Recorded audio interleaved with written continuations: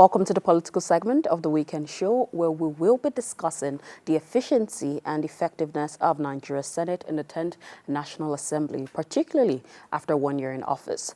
Joining us, we have Paul Alaje, who is a senior economist. Thank you for coming back on the show. Thank you so very much for having me. Yeah, it's nice to see you. And we also have Comrade Sesug Mikia, who is the member defunct APC Presidential Campaign Council and convener Nigeria Rebirth Progressive Frontiers for Akpabio. Good morning and thanks so much for joining us. Good morning. Thank you for having me. All right, so it's been 1 year in office for this administration, but today we're talking particularly for the Senate. I would like to know your thoughts on their efficiency and effectiveness, particularly in comparison with previous administrations. Well, I can say for me, the first 1 year in office, the Senate President Akpabio has done some of the key things that recast the economy and the nation at large. One thing I saw is that the budget was passed as at when due, even though I thought that was a little bit too speedy because I was expecting some level of thoroughness from the committee level. But, you know, perhaps when the committee said they were done, I'm not sure there's so much the Senate at large can do. If your committee said they are done, you just have to accept what they've done. So what I saw with the Senate, it might end up being a very smooth sail for them because there seems to be a very cordial relationship between the Senate and the executive, unlike what you saw in the administration just before their own, not before their own, like two administrations before their own, under the Senate President Saraki, where there were some a little inconvenience or ruffling of feather between the President, Muhammadu Buhari, and the Senate President Saraki. So we saw a number of things, even though government activities still went on. So after that, we saw Ahmed Lawal, who was the Senate President, and I can tell you that it's not different from the relationship between Ahmed Lawal and Muhammadu Buhari with Bola Tinubu and Akpabio. They have that cordial relationship. That may be good for speed. It may not also be good for the people. Because if the people want thoroughness, if the people want executive arm to be rechecked, reinvestigated, and so on and so forth. With the development I'm seeing in the media, I've seen a lot of things more with the House of Representatives, their committee, being more thorough, you know, querying and investigating some of the members of the executive as to what they should do.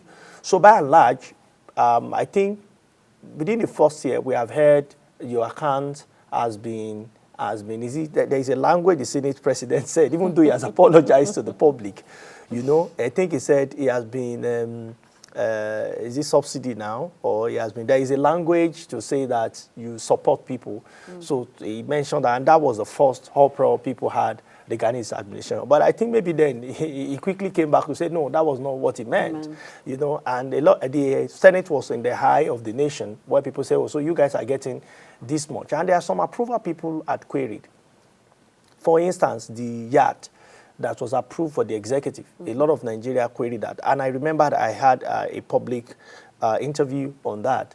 And that was after I've engaged some organizations that may be using the yacht, that it was not directly for the executive or for the president. It was for perhaps Navy that may use that to secure. I said, so why were we presenting it wrongly? So I think in the first 1 year, their communication with the people, I don't think it's been effective enough. With Nigerians, I don't think the communication has been effective enough. I think they will need to improve in the area of communication and communicating correctly so that people are aware as to what exactly they meant and what they did not. The economy is not really good now. When you look at all the economic parameters, from inflation, very high, 33.95, to unemployment, very high, poverty rate, very high, exchange rate, very poor. So when you combine all of these parameters, and people are saying, everybody will be looking for what is it that government is not doing well. That is what readily comes to the mind of people. And so if we are looking at what is it that people are not doing very well, government is not doing very well, few places people will check, executive and legislature. People know that, of course, the judiciary is the umpire. So most of the time, people exonerate the judiciary and look at just those two critical harm of government. So for me, I think in the last 1 year, they've been there. They've not really done beyond what the last administration have done. They are enjoying, and this counts for them to a large extent, they're enjoying that relationship between them and the executive. And one should not be surprised. He was the first man, the Senate president was the first man to step down for the president when they were campaigning. And that came as a shock to many people. And the Senate president and people at this Senate have proven themselves to be politicians, professional politicians. Because some of the things people felt when it gets to Senate, you just hear that it has been passed, and so on and so forth. They have also done some approval for some persons recommended by the president, including the central bank governor, including that. And they also have a few outliers, like Oshiomhole, who actually question their capacity of some appointees of the president. And they were in the same political party. So you want to be shocked that in this modern age, a member of a political party in Nigeria, who is a senator, a key fan of Mr. President, and a respected former governor, who is a respected former union leader and also a politician. And he said, well, Oshiomhole stood his ground to say, no, I will query every person that the president is recommending for the good of the nation. So for me, that's a good one. That he belongs to APC does not mean his voice should be silenced. He spoke out the mind of many Nigerians just so that we get everything right as a nation. At the end of the day, if Nigeria is good, it will not be who is from PDP, APC, Labour Party, APGA, and all of those. They will never matter. It will be a nation we cannot be proud of. Yeah. Comrade, I also like to hear your thoughts on the same question on efficiency and effectiveness of the current Senate. Well, actually going into the inauguration of the 10th Senate, as we've seen or witnessed on the 13th of June, I had my expectations, and so far so good. I think I quite appreciate the steps taken so far, because one, I saw in Senator Godson Obot Akpabio, a senator who has both the legislative, the executive, and he's a lawyer by training. So one could tell that he's someone who came prepared, having served as a former governor, having served as a minister, a commissioner, and then a lawyer. So he balances the three expectations which arises from the three arms, being a lawyer with experience, being a former governor with executive experience, and then a senator. So in my own expectation, I never expected anything short of steps taken so far, because to me, it was going to be an uncommon Senate with deliverables in areas I would consider 4 R's. That is responsive, proactive, and how do I put it? Responsive, because they've responded to issues as we've expected them to do. Take, for instance, the issue of the passage of the supplementary budget for the FCT, the 98.5 billion naira passage of the FCTB. This came, and then, in spite of the fact that they were on recess, they had to convene to pass this bill, considering the fact that the minister is up and doing. So to me, I believe they are also partners in progress. We don't want to see a situation where in the last Senate, the 8th Senate, so to say, headed by former Senate President Saraki, it was more of the Senate antagonizing the executive. Of course, it negates the very principle of governance, because we elected them to come together as a team to deliver the dividends of democracy. These people are representatives. I cannot, in my private capacity as an individual, sit to make or enact laws for the nation. I have somebody standing in for me. But we've seen a situation where the senators, instead of engaged in a productive venture, they went all out going against the executive. So to me, getting it right does not necessarily amount to opposition to the executive. So for me, as a person, I've seen quite a number of changes. Like, okay, as a people, we talk about the people, the younger generation being future leaders. And you agree with me, the Senate, in their own bid to getting things done speedily, have done the expected. What do I mean? The issue of students' loan that has been passed into law. Then you still talk about the NYSC Trust Fund. This, if implemented, It means as a corps, a U-Corps member goes to the camp, after your expiration of 1 year service to the nation, you're equipped. It's either you're empowered or you're given funds to establish yourself. Then you also have an opportunity to acquire skills, which to me makes them self-reliant, not necessarily waiting for government job or waiting for the private sector to get employed. Of course, there are no jobs anywhere. And looking at the indices, we as a nation, we are coming in from quite a hard, challenging time. The issue of pandemic, just like he rightly mentioned, and then you look at the EndSARS. It was very good intention, but at some point the purpose was defeated. So many businesses were run aground, and a whole lot of people were driven back to square one.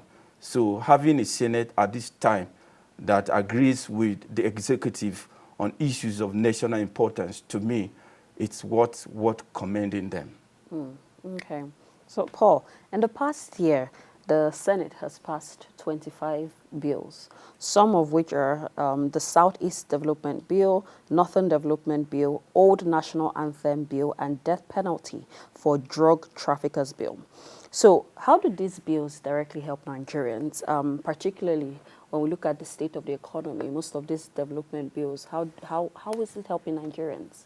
Well, for me, having different development bill from the Southeast to the one for the North is helping individual regions to further get their development without necessarily depending on the federal government. That is, you saw what happened in the case of Niger Delta, and we have seen what happened with Northeast development. So it's a form of extra support for infrastructure and some trainings to be given to those regions. We saw what is currently going on in Southeast.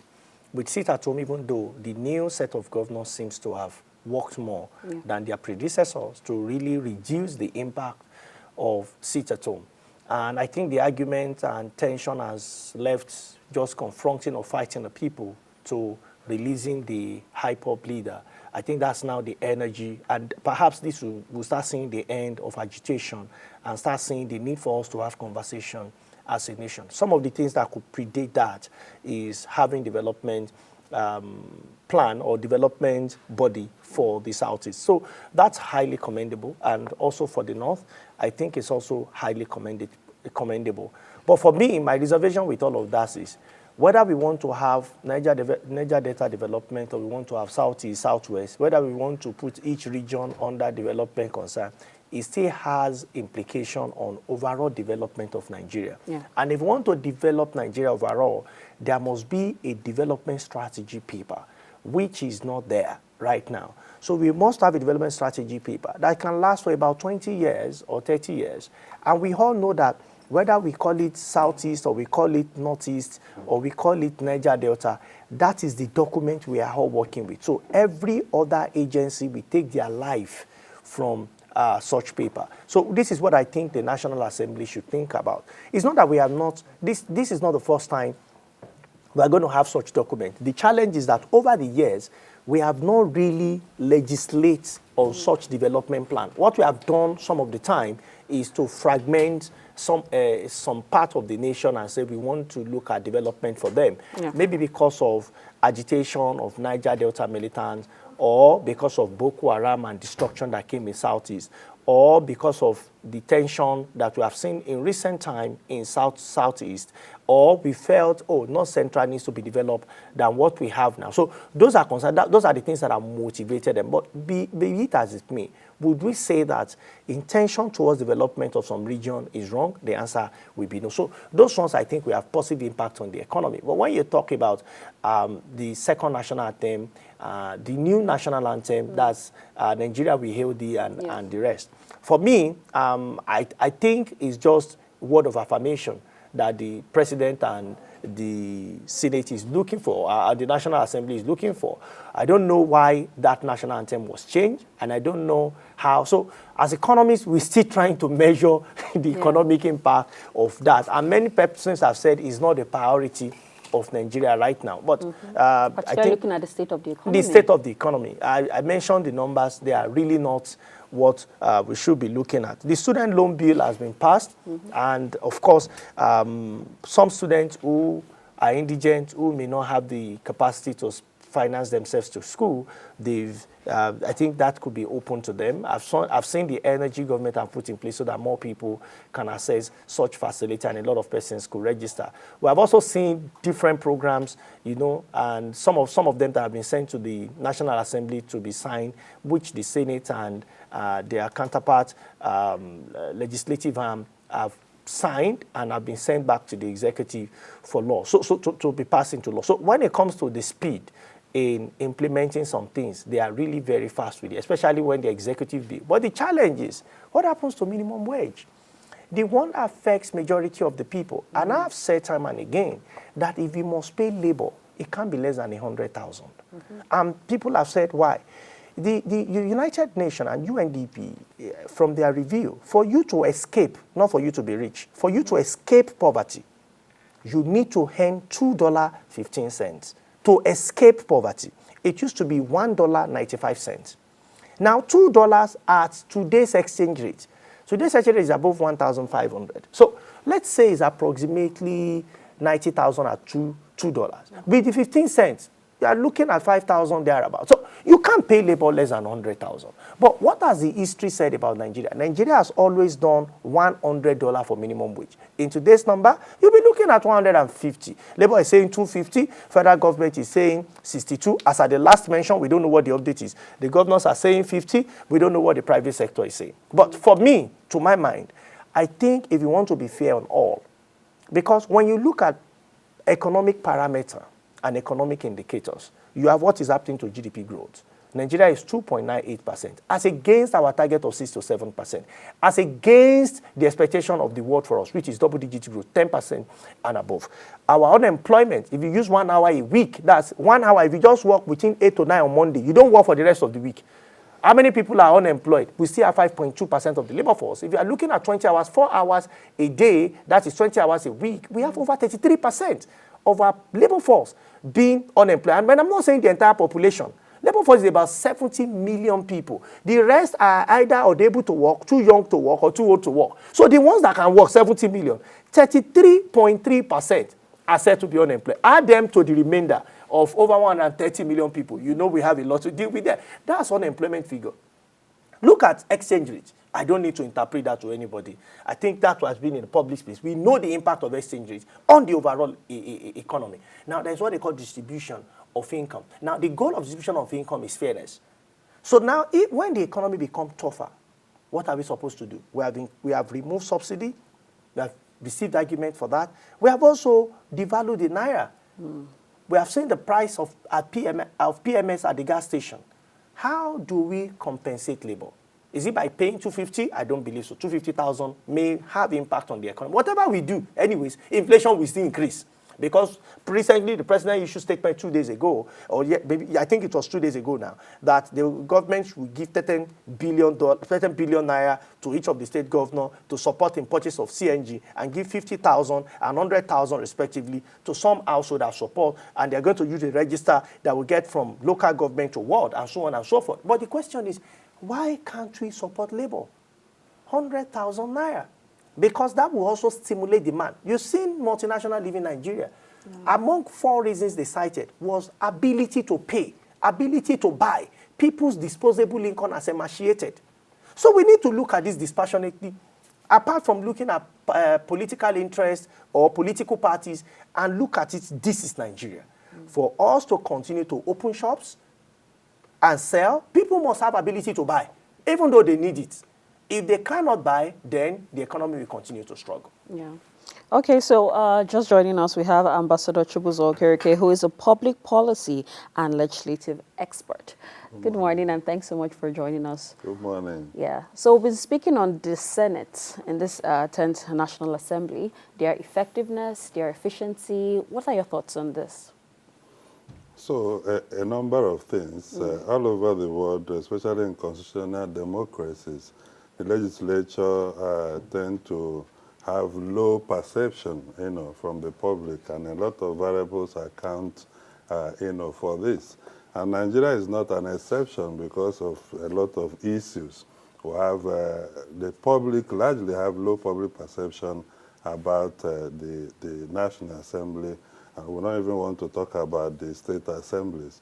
But in terms of the Nigerian Senate, the parameter for indicator for scorecard for legislatures as set by the Interparliamentary Union, Commonwealth Parliamentary Association, and a number of other global bodies are key. First, you look at the constitutional mandate of that particular assembly.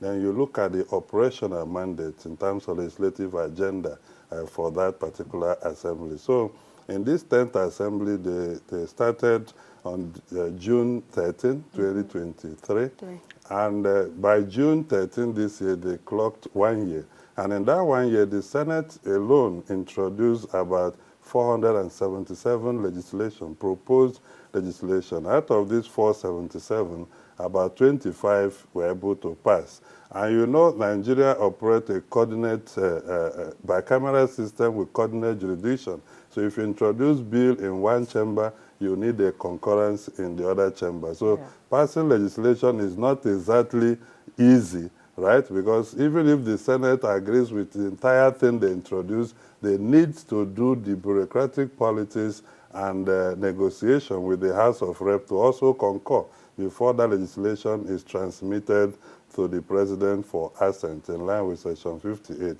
So if you look at legislation as an indicator, you could see that enthusiasm. And it also accounts because of high turnover. In the 10th Assembly of the Senate, we have almost 70% turnover. That is the number of new senators, either from the House of Rep or from coming fresh for the first time state assembly or what have you. So, and the demand for more representation is also a push button. So you could see many legislators trying to get on the dashboard that were sponsored bill and other. Though I have concerns about individual competition for bill sponsorship as obtained in other jurisdictions. So in terms of that, excellent. So if you look at oversight also, there have been a number of oversight interventions that has happened in the time. I listened to the discussion from my colleagues. They talked about most of the critical bills that have also, but if you look at the ratio of bills introduced in terms of turnaround time for passage, the ones passed and the ones assented, and then what we are waiting for to be able to make decisions, then you see the gap and the issues that we still need to deal with. On oversight also, I think there have been a lot of enthusiasm and passion and effectiveness in trying to address oversight function of the legislature. Although the weakness amount to issue of funding, there are funding gap to committees because from the 9th Assembly where we had 64 committees, we now have about 74 just in the Senate alone. House of Rep is nearing 200 committees. So it requires a lot of funding and operational infrastructure for them to do. But we see the issue of the CBN oversight, a lot of other oversight functions that have been. So, but the issue remains the clog in Section 88 and 89 that makes the legislature just to back and unable to bite, because if you produce oversight report, you need the executive arm to also implement that report. So in representation as another critical function also, we have seen in the legislative agenda of the Senate and even the House of Rep an important effort to engage the public in terms of the sectorial debates.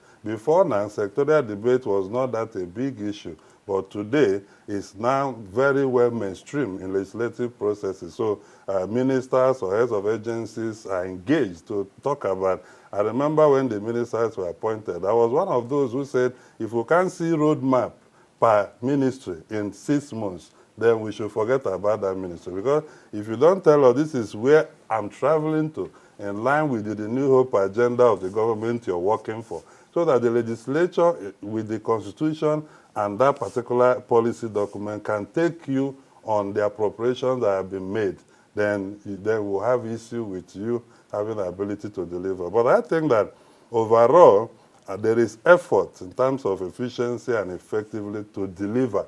But there is also a gap in terms of public engagement to understand legislative processes and procedure. I listened to one of our colleagues here share that important point that people really need to understand.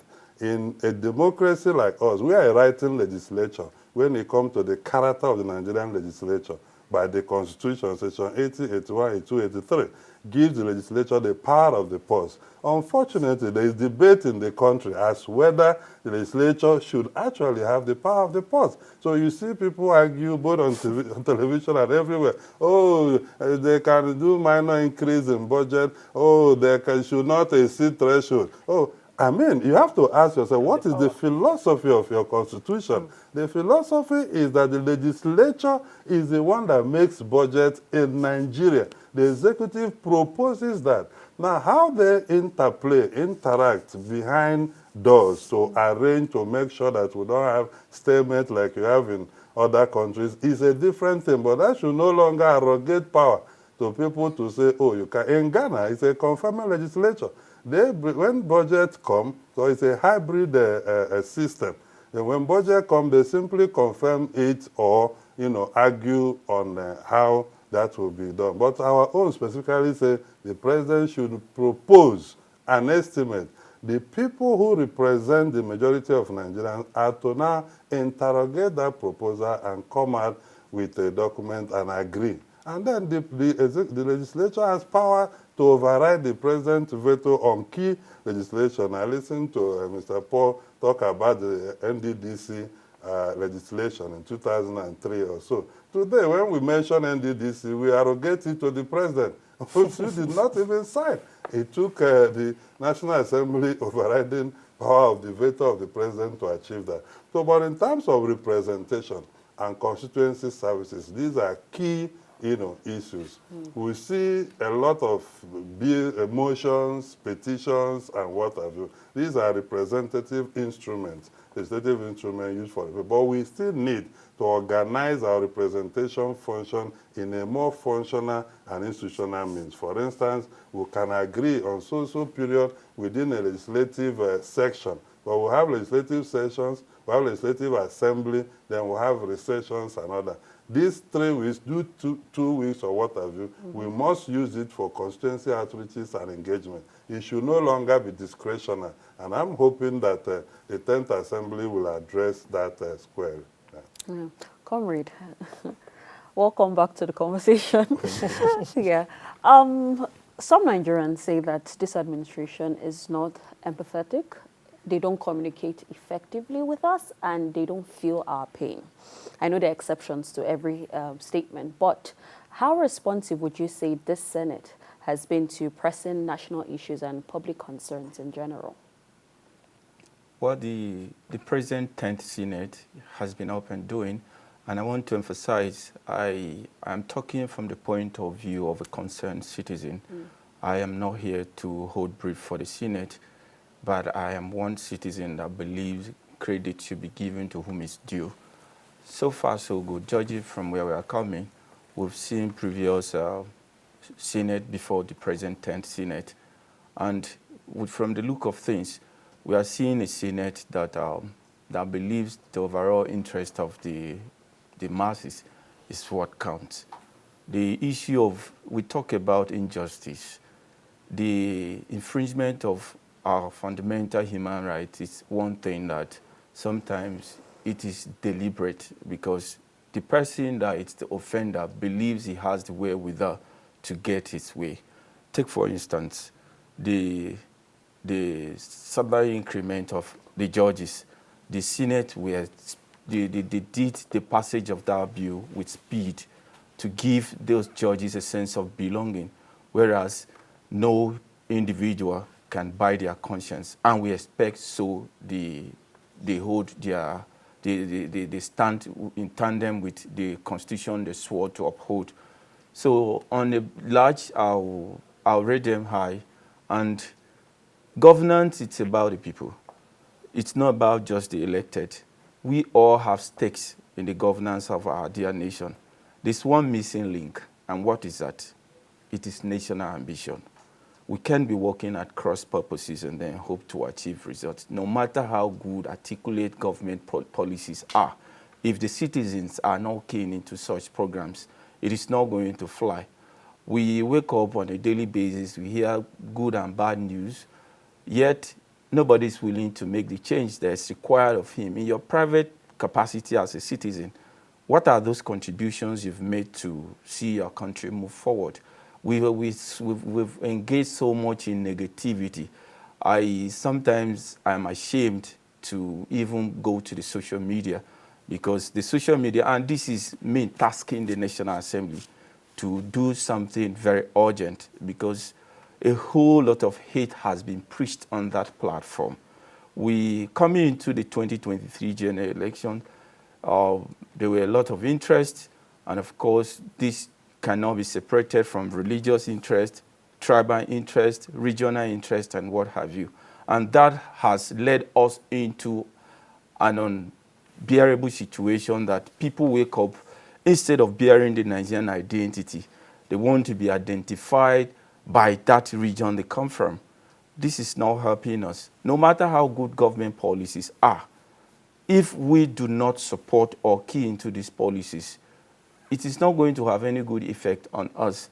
The government will be doing its bit, and the citizen is right there criticizing. Yes, criticism is welcomed. It's something that keeps the elected on their toes to deliver, because without criticism, everybody will go there, sit, feel relaxed because he's gotten the mandate, and what's next? They wait for the next 4 years to come canvassing for votes. But with criticism, people know that if I don't deliver on this, it's a problem. So I am asking us as a people, for us to achieve this needed progress, we also are partners in progress. We must key in to support the government, both the legislature and the executive. I am not so bothered about the judiciary, because the judiciary has little to do. It interprets the law, and it is left for the executive to implement, and then the legislature makes the law. So the two key components are the legislature and the executive. I think we should support these two arms of government to deliver on the promises made to the people. By and large, there are progress recorded. Of course, there are still challenges, like the issue of minimum wage. I think both the government and the labor are not being sincere. What the government proposes to me is far too below what my expectation would be. Because look at the inflation, look at the high cost of living. When you propose paying a civil servant 62,000 naira, where can 62,000 naira take anybody? It is not going anywhere. Then the labor should make demands that are realistic, because we all have an economy that is bleeding, and it is world over. It is not only peculiar to our country, Nigeria. So I would ask that what needs to be done is coming together with a defined agenda, like it said, a renewed hope agenda. We must also key into this renewed hope. If the government, you wait for the government to renew your hope. Renewed hope comes from the inside. You must activate your mind to go with what your leader says, believing that it is going to happen. When you have a negative mindset, no matter the effort, of course there will be errors here and there, and some may fall short of your expectation. But going forward, I am asking that we should also come on board as citizens to support. That's how a country works. Paul, past governments, the issue of transparency and accountability has been major, particularly from the public. That's one of their major concerns. How transparent or accountable has the Senate been in their legislative process, at least for the past 1 year that they've been in office? Well, I think the media has really been very helpful to Nigerians. Hardly will some things happen in the Senate that we will not have an idea of what is going on. And also the publication from the National Assembly, especially the Senate, has also helped some of us who have keen interest on the economy to know what is exactly going on. So in terms of transparency, I think I would want to rate them above average because of some of the things that the key issues. And when I say I rate them above average, I'm not saying that what we have known, they are good things or bad things. I'm not saying that. But I'm saying that we have a way to know exactly what the decision are, either before, during, or after. Because we have very smart journalists in Nigeria now that have a way of investigating, either through participant observation or through their traditional method of gathering information. So wouldn't you say it's the journalist that is being transparent and not Yeah, the because normally Senate? the Senate would not want, an average politician, we also always want to have its way.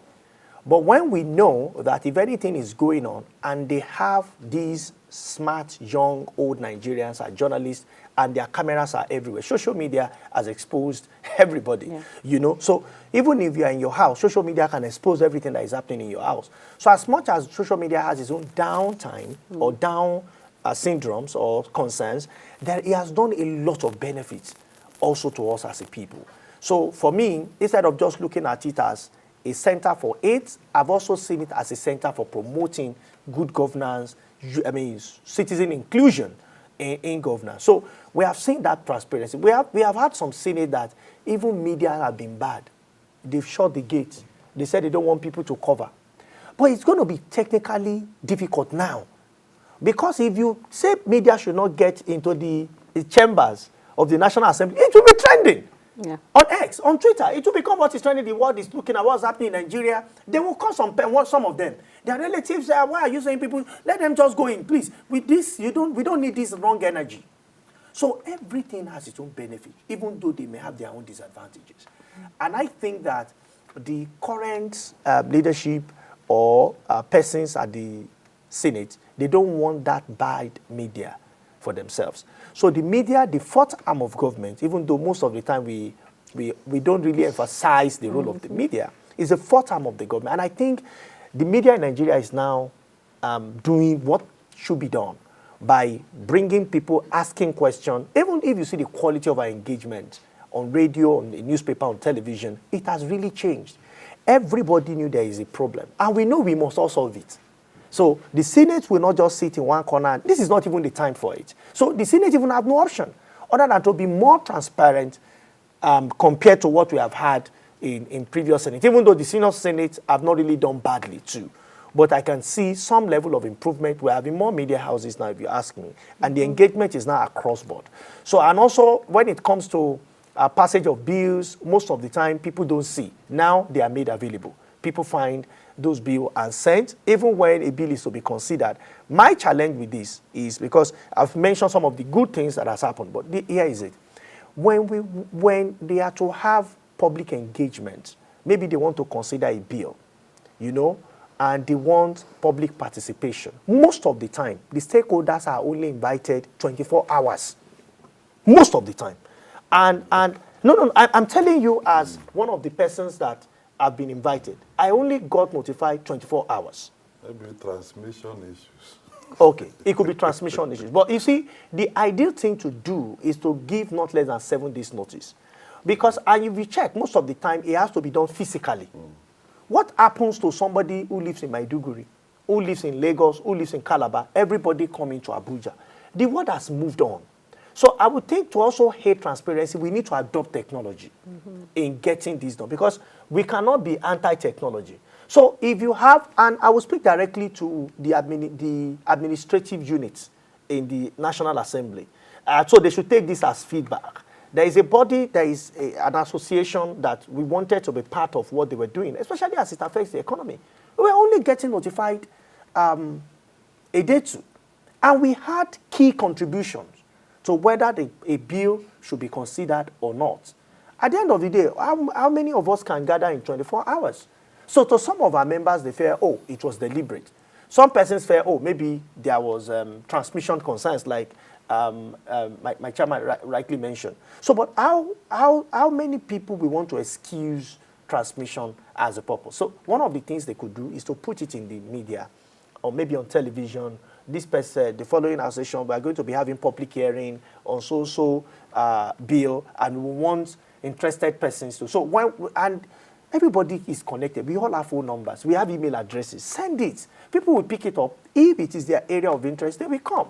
And you're going to have robust contribution, whether the bill should move or whether the bill should be adjusted, whether the bill should pass the way it is. And we will all be proud that this bill did not just come for a few individuals. It has added the entire nation. By the virtue of public hearing, a lot of people are aware and we are in support of it. Yeah. Okay. Before we go, oh, you wanted to reply? Yeah, Respond to that? No, Okay, just sure. to Add. add to what he said. So, statutorily, in the standing orders of the Senate and even the House of Rep, no public hearing is even conducted without advertising at least in 2 national dailies. And if they have the resources, they can also go on television. And then a memo issued for the public to submit memoranda to an email. So most times the people may not even need to come physically, but people want to come because your memoranda, you want to be sure is considered and you want to speak to it. And I agree that, yes, sometimes information can get to people late. You know, and I spoke about that when I talked about people engagement. Public engagement is critical for legislation. So, and I agree that it's very, very important that technology is also introduced, even for petitions. People should, from all over the country, be able to petition the National Assembly on any issue, and that matter considered. But speaking about media, out of the 3 arms of government, the legislature is the most policed and most public. And I have to say, no, the legislature is the only arm of government that I have not been sworn in, but I'm telling you as an expert, because that is the only arm of government that you will see agenda called order paper, notice paper. Notice paper is a 1-week agenda activity of legislature. And that's why we are also involved in trying to get the public know legislative practices and procedure. You can actually get notice paper that contains proposed agenda for the next 1 week. Then on the day of legislative day, you have what is called order paper that is out. And all the journalists in the National Assembly, they will access it in the morning. The next day, I'm telling you, you can ask them, your colleague, I see them there. The next day, the first agenda of the Senate or the House is called votes and proceedings. And vote and proceedings is a casual way of, a technical way of referring to minutes of previous meeting. It will be read, considered clause by clause, and passed. And it goes into the records as a legislative working document. If you go to executive, you don't know what the agenda is for first meeting on Monday. When they finish, they come and address press. We don't even see the document. Go to legislature, judiciary, we're even begging them to transmit court proceedings live. And it became a national debate that, oh, heaven is going to fall. But in the National Assembly, there is even a NAS television that is transmit live every sitting. It's on YouTube. The Facebook channels are transmitting it, live every day. You don't have that in the executive. You don't have that in the judiciary. And that's why I'm telling you that they are the most policed. And the reason is simple. The character of our democracy is first past the vote system, majoritarian system, that people are represented from the grassroots to here. So they are interested in what you are doing. And I even joined Mr. Paul to call even for more transparency, more deployment of technology, right? Like the issue that happened, people spoke to me about, but I think a Vanguard reporter who wrote about approval of airplane or otherwise, that the Senate leader raised a point of privilege, and they're asking the Vanguard reporter to come to committee on public petition to answer questions. People, this is legislative procedure. If there is an assumption, in line with Legislative Powers and Privileges Act 2018, that a privilege has been breached, something has been reported that may not be correct. So you just come and probably discuss that. It is now if they want to adopt a cruel punitive measure against that journalist, then people will raise their voices and say, no, this shouldn't be. But they are the only arm of government, unexpectedly so, that is very popular on social media. Their proceedings, people may not know what is called order paper, or they think it's the private document of the legislature. No, even you, You can access it if you come to the National Assembly on Tuesday, Wednesdays, and Thursday as a public interest person. You will get the other paper that outlines the agenda. The next day, there will be vote and proceedings considered first and agreed. No other arm of government has such practice procedure. And this is why we are calling for support for the legislature. The legislature symbolizes the promise and character of democracy. If you don't support your legislature, the executive, like in Nigeria, where we had the military experience caution for years, we still have that mentality that the presidency or the big daddy presidency. Thank God that under this administration, we've had a president who visited National Assembly and that is not on a budget presentation day. It should be so. The president should be free to come there and lobby, about his policy proposal. We should stop the big daddy presidency that existed in the past, where you have to carry people from National Assembly to go and drink tea and agree on things. It shouldn't be so. We should have the executive coming to lobby the people's representatives, saying, this is the idea we have. We want it to work. And the legislature is still the only arm that deliberates any proposal. If you bring any memo to Federal Executive Council, if you like, let the 2/3 of the ministers say they don't like it. If the president likes it, everybody will say, thank you, sir. But if you come to the legislature, in the standing order is written, if you bring a proposal and the Senate president does not like it, that is not an indication that it will fail. Because even if the voice vote fails, by the provisions of the standing order, you move for division. You raise a point of order, move for division. That this voice vote, the I say I, the nay say, that the way it sounded, I think you ruled against us. And the division means let us take votes by counting. Who are those people that said yea? Who are those people that said no? You do not have it in any other arm of government. So when we speak like this, they say, oh, because, yes, I specialize in legislative practices and procedure because I have seen that is what will help our democracy thrive. If we suppress the legislature, we don't allow them to do deliberation, we don't push them, we will support the executive, we blackmail them. They will bring budget 1 month to that very December. We say, oh, National Assembly is the one holding us at ransom. Pass the budget now. Budget that is almost 5,000 or more pages, covering more than 1,000 agencies of government. How do you do proper legislative scrutiny if you don't have sufficient time? But on budget, we have also advised the National Assembly to make laws regarding we have budget cycle law. Okay, so but there's no penalty for submitting it exactly. But what kind of penalty will you give to the president? It will go. I don't think we have arrived at the level of. It's not about the president. It's about the budget office. The budget office is supposed to prepare and send to FAC first. When it sends to FAC and FAC considered it, you know that MTEF would have come earlier. And budget will take its life from MTEF because of what they are looking at the rolling plan for 3 years. So, but you see, in budget cycle, which for me, we are trying to adjust, and some of the time it makes National Assembly to be rubber stamp. No, but we have law on budget cycle. Unfortunately, under there is our no constitution, law without punishment. No, I'm coming. Under our constitution, yes, National Assembly has no business with budget office in terms of submission of annual budget estimate. The constitution prescribes that the president should lay it. How he does that with his bureaucracy and offices not everything is not written in the constitution. The constitution takes predominance when other law fails. But my point here is that we have a budget cycle law.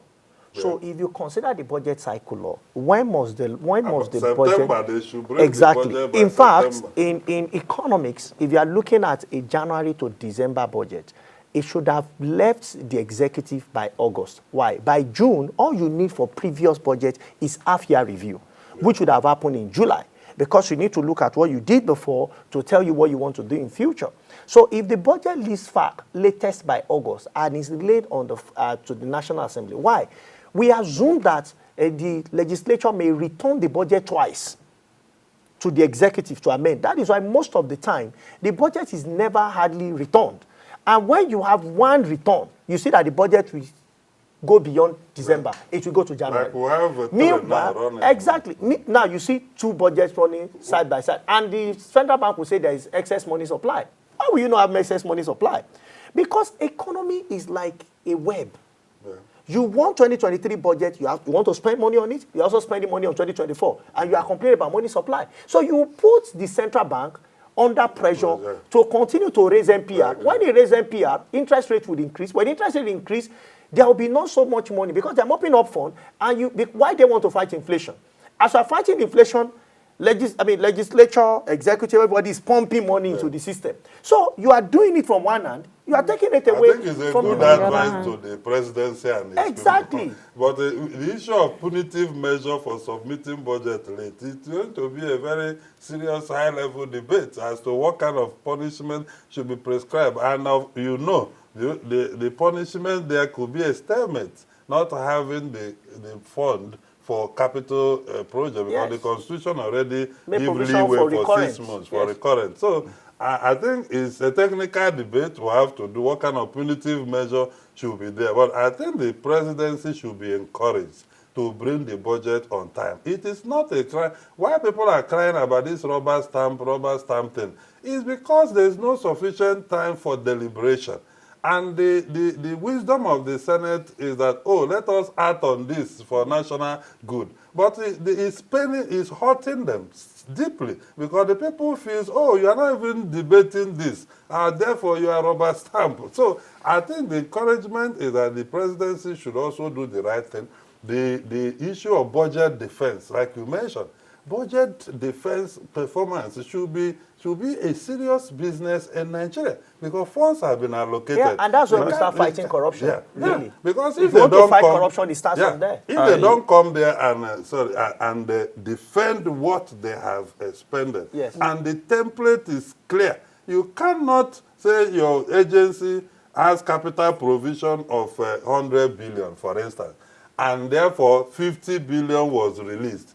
You now base your performance on 50 billion instead of on 100 and tell us that you are 90% perform. No, sir.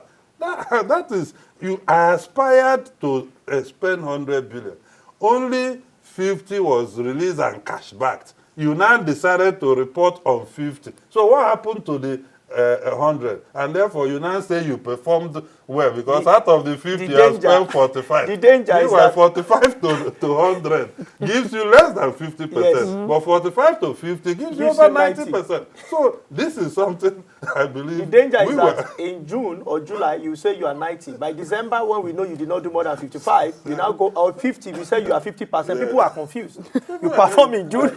In December, you are not performing again. I think it's a compromise on the part of the legislature. We talk about budget implementation, the duration of time expected for budget to be presented. The legislature has a responsibility to do oversight. Some of these budgets, you hear huge amounts of money is expended, and then you expect something tangible. But if you go out there, there's nothing that measures up to these huge amounts of money we hear. And who is tasked with the responsibility to do that? It is the legislature. So the issue of oversight is another question. And I believe it's on that basis that you see all of this happening. Because if the legislature is up and doing, if they are carrying out proper oversight, the executive will also know that there's no time for playing games. So there's no amount of time allotted that you see these people try to meet up the expectations of the people because already they have a partner in the legislature. If the legislature is not doing their own job, how do you now expect the executive that knows that the legislature is there to checkmate them? You have a partner that if you've gone wrong, instead of him to correct you, because of some interest, they align with whatever thing you do. So the issue of oversight is of importance that I believe we should also emphasize because the duration of time given for budget presentation, implementation, is something that the legislature can actually step up their game to see it done in real time. What are your thoughts on this issue of oversight, Ambassador? No, oversight has many challenges. First of all, you see, I believe, when I say the National Assembly is suffering, some people will say, this man, live here. Oversight is not funded in the National Assembly. Legislators, maybe they may have money, but the institution doesn't have money. And it is the institution that addresses the question of oversight. In the House of Reps, we have nearly 200 committees if you add the friendship groups. About 134, then the friendship groups are over 50-something. In the Senate, you have 74 committees. In terms of operational infrastructure, not even all these committees has a statutory office allocated to them to even engage the executive. If you now talk about oversight to other agencies of government, maybe physical oversight, because we have different kinds of oversight. You have policy oversight, you have physical oversight, you have investigative hearing, public hearing, and what have you. All these things cost money. How many committees in the Senate today can independently travel from here to Singapore or to Lagos or to Kano or to any project site without the support of the executive agency they are going to oversight? That is already a problem. So I think that we should have a trust fund that is transparently and accountably managed, dedicated to oversight. Because as long as oversight is weak, governance will be weak in the country. This is the reality. Yeah. If you look at section 85 or so, then 89 and 88 and 89 from the Auditor General's issue that's supposed to report, even we're talking about budget that has to do with oversight, because budget performance review is a form of oversight done by the standing committees that become the subcommittee of the appropriation committee. So if you look at the infrastructure, the operational mechanism is issued. There is oversight manual existing in the National Assembly. But how these committees, and I told you about the power to back and unable to bite. In the Constitution, section 89, I think sub 2 or thereabouts, mentioned that the purpose of all this investigation you are doing is just to expose corruption, waste, and inefficiency, and almost nothing more. Most times you see the battle, you see the attempt in the alteration of the Constitution in the 9th Assembly to legislate for the legislature to have the power to compare people to come there. Because even though legislative Constitution has prescribed, Legislative Powers and Privileges Act has prescribed, you still find agency heads saying they will not come. And when they issue warrant of arrest signed by the Senate President or Speaker, who are you issuing the warrant of arrest? They don't have the police of their own. You will go back. What if the IG of police is the person you are trying to compare to come? But if you go to Ghana, Rwanda, Kenya, you see how these things has been broken down. And it found its way in the Constitution clearly. The problem here is the Constitution left a lot of gaps for critical things. The Attorney General of the Federation in most of the countries of the world works for the legislature and not with the legislature. Here, they work with the legislature. In Ghana here, you have audit board, independent supreme audit institution. In America, you have even the Government Accountability Office, that is for the Congress. They even have staff posted to agencies of government reporting on infractions and infringement, and they have oversight committee that is in charge with investigation. They have about 21 committees there. Ghana here has about 30. Nigeria only in the Senate 74. In the House of Reps nearly 200. So we have issues that impede on effective oversight. But despite all these issues, you see a number. Look at the Public Accounts Committee in the House.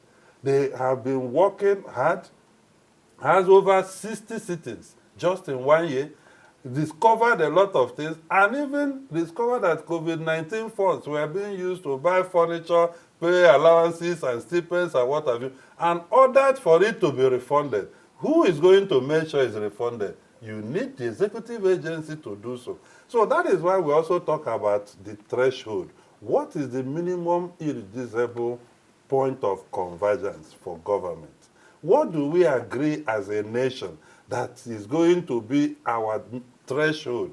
No, anybody that crosses this place has done something wrong to the country, irrespective of party, because there will be party, there will be all this interest, political interest, and what have you. So Oversight is problematic. No doubt. Even in the National Assembly, everybody knows this. So we need, public support is needed. Independent agencies and corporations, EFCC, ICPC, even the judiciary is very critical, because you can see in Kaduna here, where an assembly attempted to investigate a former governor. The former governor is in court to enforce what he called fundamental right breaching, asking the court to declare the report of the State Assembly illegal, not and fine. So this is the kind of issue legislature, face in the country. You see that example in Kaduna, and you could have it here. I can tell you there are heads of agencies here who have been invited since last year. They are yet to appear. And a lot of interest is impeding them, from the front, and they need the support. Presidency will have to say, okay, you go at that level. Yeah, So, Paul, I saw you wanted to add. I was going to respond to a point you raised earlier. Yeah, we're about running up to like 1 minute. Okay. In 1 minute, you Yeah, go. so that's talking about the legislature being exposed to public scrutiny. I will stand to disagree with that, and I believe most of our viewers will want to question that, because the legislature as it stands today, even me, I come from a federal constituency, I come from a senatorial district, but I can tell you for free, most of the things happening in my federal constituency, that it's under the purview of the office of the House of Rep member representing me. I do not even have idea what these programs are. I don't know what he represents, what he stands for, that is bringing home for me. Whereas there are programs of government that capture me under his office. So the issue of the legislature being under public scrutiny, I quite disagree with that, because even you look at it this way, we are at a point in our life as a people where the traditional media, it's almost fading away, because the social media now takes the center stage. Anything done by the executive, it's put in the social media, and everybody is there to see it. But that is not so with the legislature. So I spoke about the legislature, not the legislator. The issue is responding to is about his legislator, Okay. not the legislature. Noted. which is the For National one Assembly. minute, please, because regarding about the issue rounding of up. oversight and funding, I think the National Assembly we need to prioritize correctly. The city we need to prioritize. They prepare their budget and they get it as in form of transfer to the legislature. But rather than making some priority, we saw SUVs and the things that were bought, instead of voting the money into oversight functions, oversight duties. For me, if you want to carry out oversight, especially the physical oversight and not policy oversight, everybody wants to do SUV. Meanwhile, we can use buses. If we are 4 or 5 or 6, those for me will be sending positive signaling to the people that we understand that we are going through economic hardship. So rather than individual wanting to have their own SUV, we can say, since we want to go on a site to inspect somewhere in Owerri and somewhere. So we're also saying that we know there is insecurity, but we want to go by road. So people will know that their representative are in touch and are connecting with them. But I'm not saying that we should buy buses for everybody. We might say, okay, the principal officers for the office they occupy, they may have SUVs because they are principal officers. But you see, when it comes to committee level, I think it's important we understand that it cannot be with high expenses. If not, we will keep complaining that funding is not there. Meanwhile, the resources that have been allocated to them, how accountable are they to it? I've been to National Assembly a few times, and I saw that the way people park their car seems to be that it's a car stand of some sort. And I was shocked. At a time when I was, and not even recently, at a time when I was the president of the student union in Nigeria, and we went there as a union leader and as a union representative, and I was wondering exactly what is happening. So I understand that they may say fund is not there, but what about the prioritization of the things that are most important to us? Then we see that we can carry out our responsibility only if we manage our funds well. Beautiful conversation. Thank you so much to every one of you that contributed one way or another. I hope to have you all back. Maybe next time we'll talk about the House of Representatives. Very important, the Yes. House of the people. Yes, we'll do that very soon. Thank you so much. That's it for the political segment of the Weekend Show. We're bringing you sports shortly.